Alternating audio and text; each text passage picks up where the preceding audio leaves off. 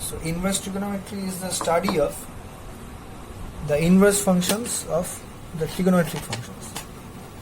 So when the inverse of a function exists, so for only bijective functions the inverse exists. So first we have to check whether sine, cos, tan, these trigonometrical functions, whether these are bijective or not. Suppose we are taking sine first. The function is defined as f from R to R, because we can give any input to the sine function. That means the domain is R, the codomain is also R. It is defined by fx equal to sine x. Now we will check the injectivity and surjectivity from its graph. So how its graph looks? So this is the graph of fx equal to sine x. Clearly the graph is self-explanatory, because it will have the values -1 and 1 at the respective places. The highest position is 1 and the lowest position is -1. On the x-axis it is 0.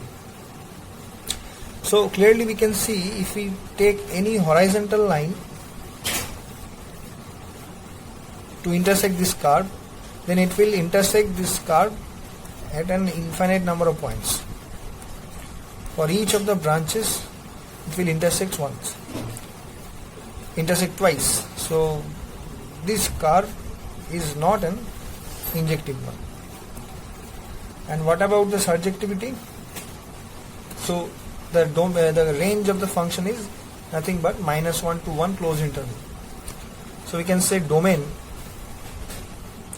is R and range is -1 1 closed interval. So clearly the function is not onto, because its range is -1 to 1. So how we can make it a 1-1 function? How we can make it a bijective function? For that we have to reduce the domain and range accordingly. So first of all we will take only the -1 to 1 part for the range, and we will make it the codomain, so that it becomes onto. And similarly, for the graph to be injective, or the function to be injective, we will take only this section. See, because otherwise if we take anything else, the horizontal line will cut the function twice. So to make it bijective, say this is the line pi by 2 and here is the line minus pi by 2,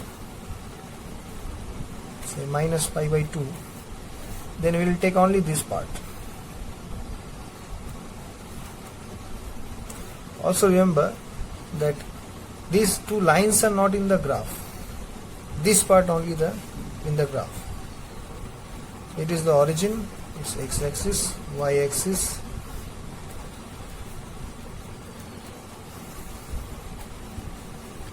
So now see, the function is a bijective one. So since it is bijective, we can say that the function is invertible.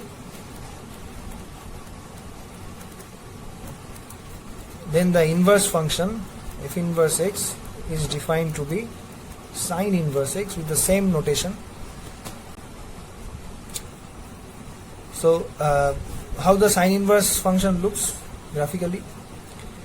As we have seen that when we are finding the inverse, we have to take the reflection of the function on the line y equal to x. So we can say that sine inverse has the graph. See, if we are taking the line y equal to x here, then how its reflection looks. So this will become like this and this will become like this. So then the function will look like something here. This will be the point pi by 2, this will be minus pi by 2, this point will be 1 and this point will be minus 1. Now this will be the x-axis, this will be y-axis. So now the domain becomes the range and the range becomes the domain. So we can say the sine inverse function is defined. So similarly for cosine function, it is defined on f from R to R, fx equal to cos x. The graphs looks like this. It is also having the domain, the full R, and the range is -1 to 1, closed interval.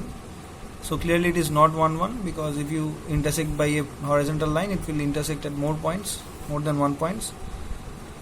So we make it bijective by choosing the domain to be 0 pi, means this portion only, so this part, and the codomain as -1 to 1. So in these intervals the function cos x will be bijective and hence invertible. So we can see this part clearly, it is bijective, both 1 1 and 1 2, and hence it is invertible, and the inverse function will look like this. It will be defined on -1 1 to 0 pi, just as the case of inverse, and the curve will look like this. So this function is defined as cos inverse.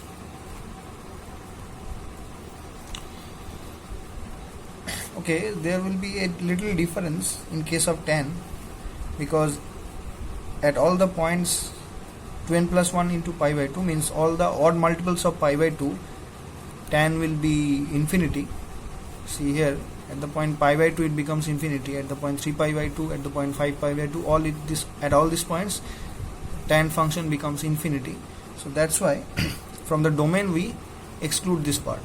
All the odd multiples of pi by 2 are excluded, and that's how the domain is defined for this function, and the function is defined as tan x. The curve looks like this. Between the interval minus pi by 2 to pi by 2, the function runs like this. It goes to plus infinity at pi by 2 and minus infinity at minus pi by 2, and becomes 0 at 0, and similarly in all the other intervals. So clearly the domain becomes this. R difference all the odd multiples of pi by 2. The range is the whole R, you can see from the graph. So clearly it is not it is on 2 but not 1 1, because range is R, means it is the codomain. So it is on 2 but not 1 1, because it is being intersected at an infinite number of points. So the function is not 1 1. So for that we are redefining it on the interval minus pi by 2 pi by 2, and now it is an open interval, because pi by 2 points are not included in the domain. So clearly the function tan x is defined. If we define tan x like this, minus pi, open interval minus pi by 2 to pi by 2 to R, then these functions become 1 1 and on to both. Then it is bijective and invertible, and the inverse function looks like this. So just we are taking the reflection on the line y equal to x. So the reflection looks like this. So the inverse function is defined on R, because we can take all the values on the domain on the x-axis, and the codomain becomes the open interval minus pi by 2 to pi by 2. So this is the tan inverse function. So in this manner we can define also cosec inverse, sec inverse and cot inverse in the same manner. First we have to make it bijective, and then taking the reflection about the y equal to x line,